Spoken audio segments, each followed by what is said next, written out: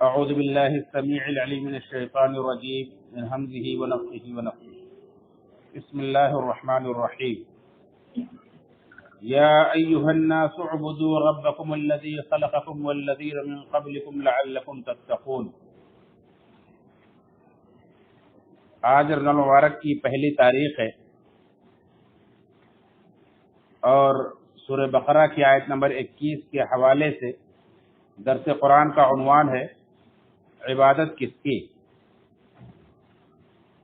اللہ رب العالمین نے تمام انسانوں کو مخاطب کر کے فرمایا یا ایھا الناس، اے لوگو، اعبدوا ربکم، اپنے رب کی عبادت کرو، الذی خلقکم والذین من قبلکم، جس نے تمہیں پیدا کیا اور تم سے پہلے کے لوگوں کو پیدا کیا، لعلکم تتقون، تاکہ تم متقی بن جاؤ۔ یہ سورہ بقرہ کی آیت نمبر 21 ہے۔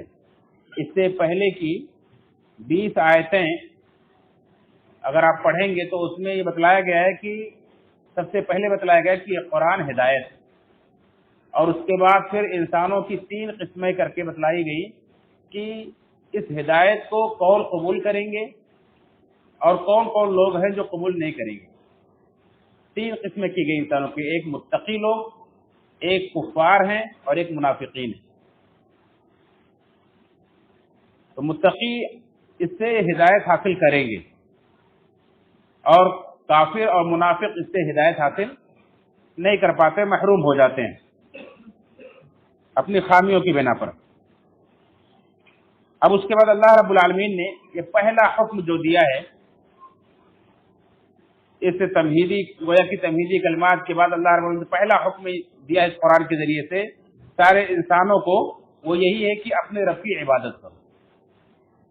اور یہی پیغام تمام نبیوں کو جو اللہ رب العالمین نے بھیجا، سارے نبیوں کا پہلا پیغام یہی رہا ہے کہ صرف اپنے رب کی عبادت کرو، اس کے ساتھ کسی کو شریک نہ کرو، یہی پیغام رہا ہے۔ اور بتلایا کہ اس عبادت کے نتیجے میں تمہیں کیا حاصل ہوگا، لعلکم تتقون، تاکہ تم متقی بن جاؤ۔ تو پتہ یہ چلا کہ جو اللہ کے اس پیغام کو، اس ہدایت کو قبول کرے گا، اللہ کی عبادت کرے گا، متقی بن جائے گا۔ اور قرآن شروع میں کہتا ہے ھدی للمتقین، یہ قرآن کس کے لیے ہدایت ہے؟ متقیوں کے لیے۔ تو تقویٰ کیسے حاصل ہوگا؟ اللہ رب العالمین کی عبادت کے ذریعے سے۔ اب اللہ رب العالمین کی عبادت کیا ہے، کیسے کرنی ہے، اس کی پوری تفصیل گویا کہ پورے قرآن میں بھری پڑی ہے۔ اس کے بعد گویا کہ پورا قرآن آپ پڑھیں گے تو اسی کی تفصیل ہے، یعنی قرآن کریم کی سب سے جامع آیت ہے، سب سے بنیادی آیت ہے، یہی گویا کہ پیغام ہی ہے۔ جیسا کہ ایک اور جگہ بتلایا گیا کہ وما خلقت الجن والانس الا لیعبدون، میں نے انسانوں اور جناتوں کو صرف اپنی عبادت کے لیے ہی پیدا کیا ہے۔ تو ہماری اور آپ کی زندگی کا جب مقصد ہی یہی ہے تو قرآن کریم کا پیغام بھی یہی ہے کہ آپ اپنے رب کی عبادت کریں۔ تو جو یہ سوال ہے کہ عبادت کس کی کریں، یہ قرآن بتلاتا ہے کہ عبادت اس اللہ کی کرو جس نے تمہیں اور تم سے پہلے کے لوگوں کو پیدا کیا ہے، بلکہ تمہیں تم سے پہلے کے لوگوں کو نہیں، بلکہ الذی جعل لكم الارض فراشا والسماء بناء وانزل من السماء ماء فاخرج به من الثمرات رزقا لكم، کہ جس نے تمہارے لیے زمین کو بچھونا، آسمان کو چھت بنایا، آسمان سے پانی نازل کیا، پھر اس سے بہت سارے پھل اور بہت سارے ثمرات اس سے نکالے۔ تو اللہ رب العالمین نے گویا کہ ساری کائنات کو اسی نے تخلیق کیا، اسی نے پیدا کیا ہے۔ تو اس اللہ کی عبادت کرنی چاہیے۔ اس سے ایک بنیادی بات یہ معلوم ہوئی کہ اللہ تعالیٰ ہے، اللہ کے وجود کی بہترین دلیل ہے یہ آیت کہ اللہ تعالیٰ ہے۔ جو لوگ نہیں مانتے اللہ کو، ان کے لیے ان کے خلاف یہ آیت حجت ہے کہ اللہ تعالیٰ ہے، اور اللہ رب العالمین کون ہے اس کی پہچان بھی بتلائی گئی ہے، اور عبادت صرف اللہ ہی کی کرنی چاہیے، یہ پیغام بھی اس آیت کے ذریعے سے ہمیں ملتا ہے۔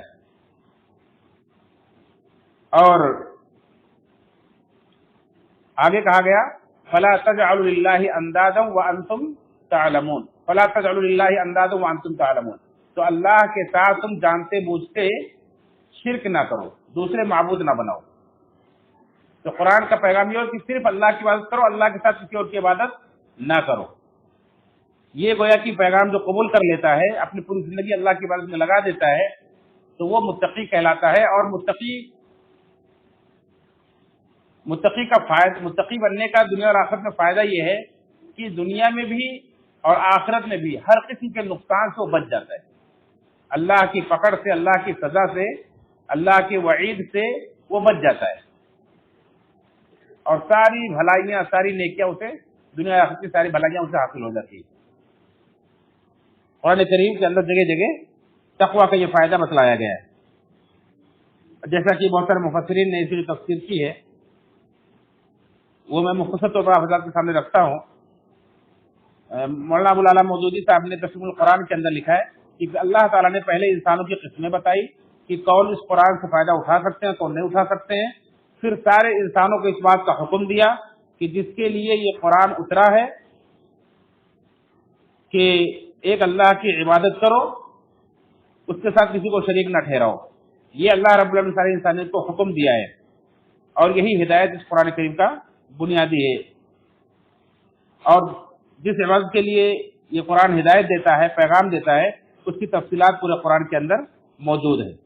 اسی طرح سے تفسیر دعوت القرآن کے اندر حافظ عبدالسلام بن محمد حفظ اللہ نے جس کا ترجمہ کیا ہے، اور جس کی تفسیر ابو نعمان سیف اللہ خالد حفظ اللہ نے کی ہے، وہ اس آیت کی تفسیر کرتے ہوئے یہی بات بتلاتے ہیں کہ اللہ رب العالمین نے صرف اپنی بات کرنے کا حکم دیا ہے، اور اپنے ساتھ کسی بھی قسم کے شرک سے منع کیا ہے، اور اللہ کے ساتھ شرک کرنا یہ اللہ کے حق، اللہ ان کے حق تلفی کرنا ہے، اور اللہ رب العالمین کے حق کے خلاف ہے۔ جیسا کہ اللہ کے نبی صلی اللہ علیہ وسلم نے ایک مرتبہ معاذ بن جبل رضی اللہ عنہ سے پوچھا کہ اے معاذ، جانتے ہو اللہ کا حق اللہ کے بندوں پر کیا ہے؟ تو معاذ نے کہا کہ اللہ اس کے رسول کو بہتر معلوم۔ تو آپ نے فرمایا کہ اللہ کا حق اس کے بندوں پر یہ ہے کہ وہ صرف اسی کی عبادت کریں، اس کے ساتھ کسی چیز کو بھی شریک نہ ٹھہرائیں۔ یہ بخاری مسلم کی روایت ہے۔ اسی طرح سے ابن مسعود رضی اللہ عنہ، انہوں نے پوچھا اللہ کے رسول سے کہ اللہ کے رسول صلی اللہ علیہ وسلم سب سے بڑا گناہ کیا ہے؟ تو آپ صلی اللہ علیہ وسلم نے فرمایا کہ اللہ کے ساتھ شرک کرنا، حالانکہ اللہ نے تمہیں پیدا کیا ہے۔ یہ صحیح بخاری کی روایت ہے۔ اس طرح سے ابو موسیٰ اشعری رضی اللہ تعالیٰ عنہ یہ روایت کرتے ہیں کہ اللہ کے رسول صلی اللہ علیہ وسلم نے فرمایا کہ اللہ تعالیٰ سے زیادہ تکلیف دہ بات کو سن کر کے صبر کرنے والا اور کوئی نہیں، یعنی اس کائنات کے اندر اللہ رب العالمین کی کے ساتھ شرک کرنا یہ سب سے بڑا گناہ ہے۔ اللہ رب العالمین کے ساتھ بندے شرک کرتے ہیں، پھر بھی اللہ تعالیٰ ان کے اس بڑے جرم کے باوجود بھی انہیں دنیا کے اندر روزی دیتا ہے اور انہیں مہلت دیتا ہے، انہیں توبہ کے لیے اللہ رب العالمین مہلت دیتا ہے۔ اسے مسلم کی روایت ہے کہ اللہ تعالیٰ سے زیادہ تکلیف دہ بات پر صبر کرنے والا کوئی نہیں ہے، کہ بندے اللہ رب العالمین کی اولاد ثابت کرتے ہیں، اس کے ساتھ شرک کرتے ہیں، پھر بھی وہ انہیں دنیا کے اندر فوراً عذاب نہیں دیتا ہے، بلکہ انہیں روزی ایک مدت تک دیتا رہتا ہے۔ تو گویا کہ اللہ رب العالمین کے ساتھ شرک کرنا یہ سب سے بڑی تکلیف دہ بات ہے اللہ رب العالمین کے لیے۔ اسی طرح سے جو آدمی اللہ رب العالمین کی عبادت کے ساتھ دوسرے کو شریک ٹھہرائے گا تو قیامت کے دن اس کا ٹھکانہ جہنم ہوگا، وہ اللہ کے عذاب سے نہیں بچ پائے گا۔ جیسا کہ عبداللہ بن مسعود رضی اللہ عنہ فرماتے ہیں کہ جو شخص شرک کی حالت میں مرا تو وہ جہنم میں داخل ہوگا۔ یہ صحیح بخاری کی روایت۔ یہ تفسیر دعوت القرآن کی تفسیر تھی۔ حافظ ابن کثیر رحمۃ اللہ علیہ اس آیت کی تفسیر میں فرماتے ہیں کہ یہ آیت اللہ رب العالمین کے وجود پر سب سے بہترین دلالت کرنے والی آیت ہے، جو ساتھ ہی ساتھ اللہ رب العالمین کے وجود پر دلالت بھی کرتی ہے، بتلاتی ہے کہ اللہ تعالیٰ کی ذات موجود ہے، اور ساتھ ہی ساتھ یہ پیغام بھی دیتی ہے کہ صرف اسی کو عبادت کرنی چاہیے، اس کے ساتھ کسی اور کو شریک نہیں کرنا چاہیے۔